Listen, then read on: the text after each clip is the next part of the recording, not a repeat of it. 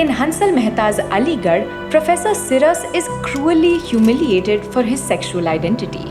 And his life story shows us the challenges of fighting against a society that punishes you for your sexuality. The Swaddle presents Recasting. In popular Hindi cinema, across the ages, gay men have been depicted as comic figures, eliciting cheap laughs with their effeminate behavior. They're almost always shown to be acting a certain way. They wear flamboyant clothes and flashy makeup, walk with a swing in their hips, and even speak in a stereotypical way that sets them apart from straight men. आप करते क्या है? सब कुछ। हाँ? मेरा मतलब है event management, you know. Gay men in Hindi films are often lusting after other men to the point of being predatory.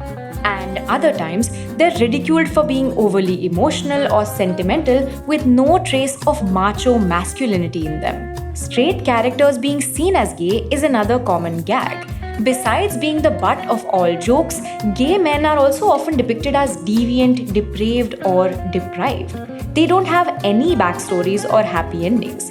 Instead, their sexual desires completely control their actions.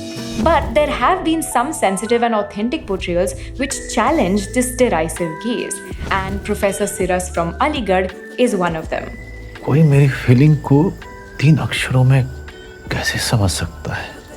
The film begins with two men breaking into Siras's home at night and recording his intimate moments with another man. The encroachers then proceed to undress, humiliate, and blackmail Siras and his lover as they beg for forgiveness and relief. Based on the real-life story of an aging professor of Marathi language and literature in Aligarh Muslim University, the film traces everything that unfolds in the aftermath of this incident, which becomes national news. On the one hand, Siras is sacked by his university administration a few months before his retirement, kicked out of his accommodation and abandoned by his colleagues. अभी तुम्हें इसे अकेले भुगतना पड़ेगा। I want to help Siras and I'll do what I can, but I can't rock the boat too much. And on the other hand, he's hailed as a brave crusader for queer rights and brought into the limelight initially against his will. Siras finally decides to fight against the university, and in his battle, he befriends a sensitive journalist looking to tell his story. At no point does the film rely on popular tropes and stereotypes about gay men. Siras is not shown as a source of amusement or as a depraved predator for sleeping with a young rickshaw puller.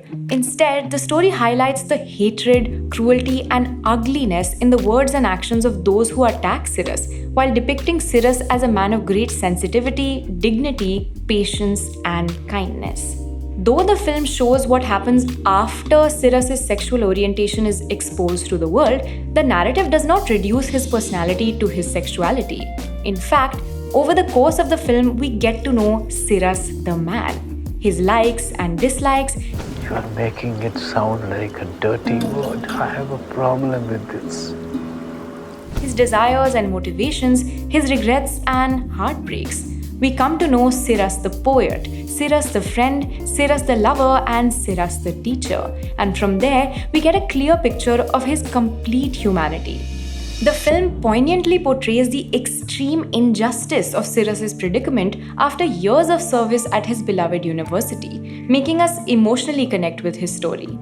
Raising important questions about privacy, autonomy, and human dignity, the story also draws attention to the fact that the problem lay not with what Siras was doing in his bedroom, but with people breaking and entering into his private space.